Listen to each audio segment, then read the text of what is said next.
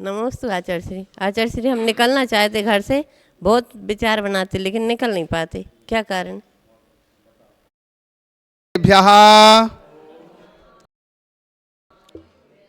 मंगलम भगवान वीरो मंगलम गौतमो गणे मंगलम कुंद कुंदाद्यो जैन धर्मोस्तु मंगलम। बोले अनंत अनंत परम सिद्ध भगवान की, ऋषभादि 24 तीर्थंकर भगवान की, 1008 श्री पदम प्रभु भगवान की, आचार्य गुरुदेव विराग साहब जी महाराज की, अहिंसामय विश्व धर्म की।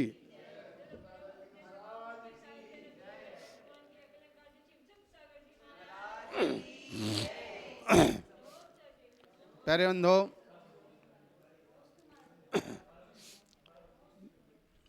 प्रश्न आया है, हम घर से निकलना चाहते हैं लेकिन निकल नहीं पाते हैं। तो कहते हैं घर से निकलना चाहते हैं, निकल नहीं पाते। हम तो क्या लगता है रोज निकलते हैं। कौन कहता है घर से नहीं निकलते हैं? रोज निकलते हैं लेकिन रोज फिर घुस जाते हैं। अब बात निकलने की बात रही, तो निकलने का मुख्य कारण क्यों नहीं निकल पाते हैं, उसको अगर हम सिद्धांत की दृष्टि से देखें तो सिद्धांत ये कहेगा कि आपका अभी चारित्र मोहिनी कर्म का उदय चल रहा, और जब तक चारित्र मोहिनी कर्म का उदय चलता है तब तक व्यक्ति सब कुछ सोचते हुए पर भी अपने उस कार्य की ओर बढ़ नहीं पाता है। किंतु जैसे ही चारित्र मोहिनी कर्म का क्षयोपशम होता है तो व्यक्ति थोड़ा सा अवसर मिलते ही तुरंत निकल जाता। तो सिद्धांत तो ये कहता है कि तुम्हारा चारित्र मोहिनी कर्म का उदय है, इसलिए ये बार बार संसार के पर पदार्थ में मोहित होते रहते हैं। कभी परिवार में, कभी घर गृहस्थी में, कभी मकान में, कभी रिश्ते में, कभी शरीर में। ये सभी क्या है? चारित्र मोहिनी के हेतु हैं। चारित्र मोहिनी कर्म आपको उसमें लपेटता रहता है, आप उसी में डूबे रहते हैं। किंतु दूसरी ओर व्यवहार से माना जाता है कि व्यवहार से हो सकता है कोई ऐसा अभी प्रबल निमित्त नहीं मिल रहा, ठीक है।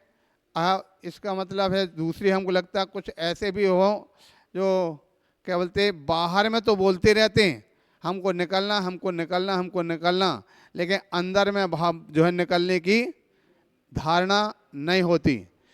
जिसकी अंतर में निकलने की धारणा होती है उसके लिए तो सामने कोई भी अवसर मिला और तुरंत आगे चल देता है।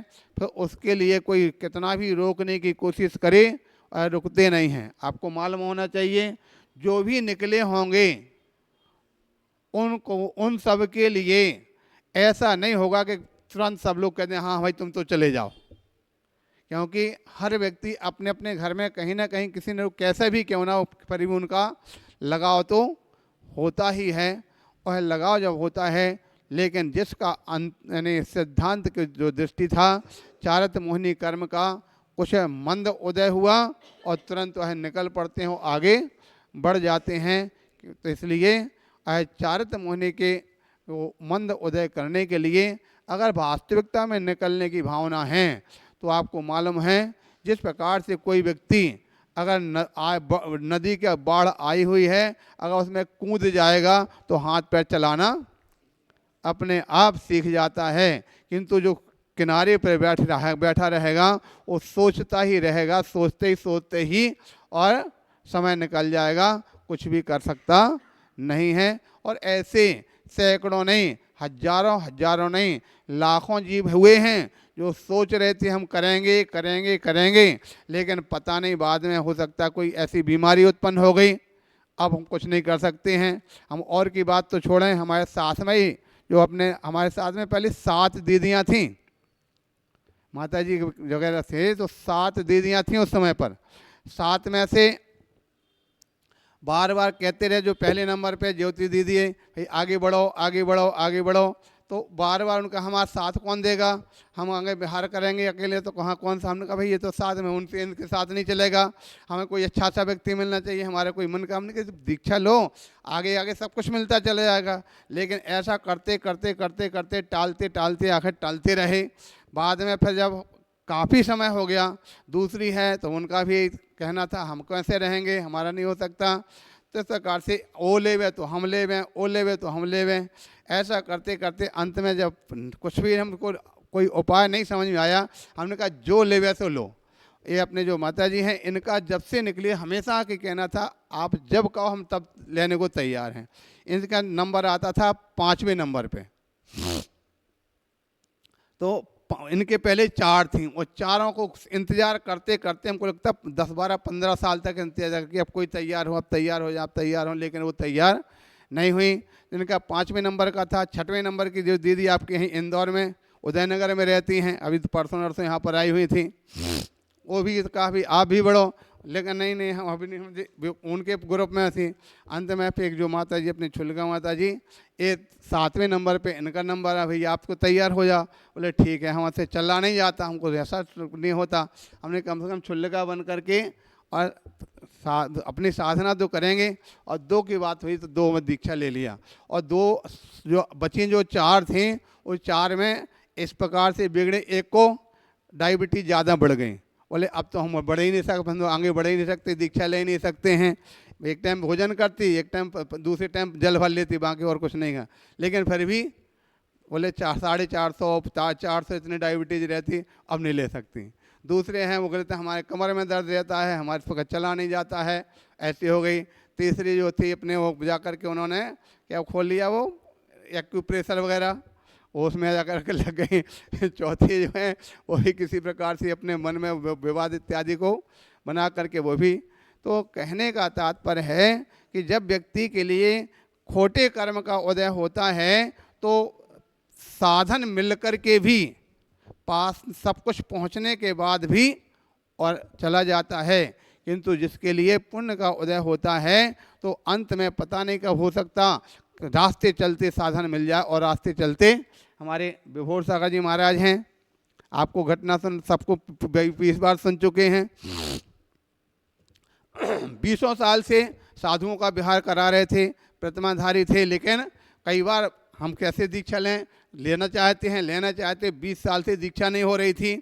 और जब निमित्त मिला तो हमारा जन्म दिवस मनाया जा रहा था, सुबह से लेकर अपने घर की झाड़ू पोंछा सब पूरी सब कुछ किया।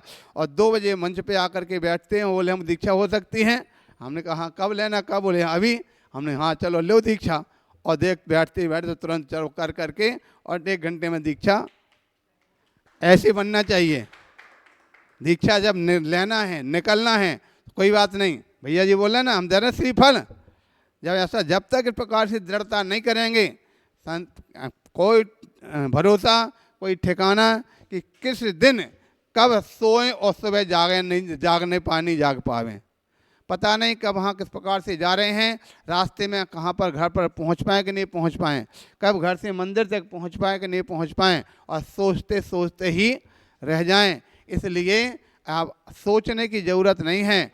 इतना अच्छा अवसर माता जी आपको मिल रही हैं, आचार्य संघ आपको मिल रहा है, इतने सारे साधु संघ आपको यहाँ पर नगर में आ रहे हैं।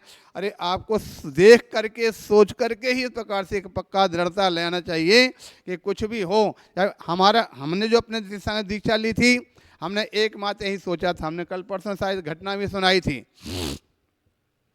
हमने हुसैन विचार किया, किसी ने हमको प्रेरित नहीं किया, किसी ने हमको बोला नहीं कि तुम आगे बढ़ो। अपने स्वयं के चिंतन से बताया था। महाराज कि जब किसी के घर पर पहुँचे, अब आहार नहीं हुआ, बाहर निकल करके दूसरी जगह चले गए, और परिवार के लोग रोने लगे, महाराज हमारे घर से आप बाहर चले गए, आहार नहीं हो पाए। जो कहते नगर सेठ थे, तो हमने उसमें सोचा बताओ, जिनके घर में चरण पड़ने मात्र के लिए हमारे घर पर चरण पड़ जाएंगे तो हमारा घर पवित्र हो जाएगा, हमको पुण्य मिल जाएगा, तो वो कितने पुण्यवान होंगे। ठीक है कि नहीं? ऐसा सोच करके फिर हम भी इतना पालन कर सकते कि नहीं कर सकते। और जो भी होगा, जब ये कर सकते हैं तो हम क्यों नहीं कर सकते हैं? ये पालन कर सकते तो हम क्यों नहीं कर सकते? हम भी तो इंसान हैं, ये भी इंसान हैं। ऐसा सोच करके वो निकले तो निकलते निकलते आज इस प्रकार की स्थिति में पहुंच गए। तो एक ना एक दिन दृढ़ता तो अपने अंदर में लाना ही पड़ेगी, तभी अपना कल्याण हो सकता है, तभी घर से निकल सकते हैं। इस प्रकार से जानना चाहिए।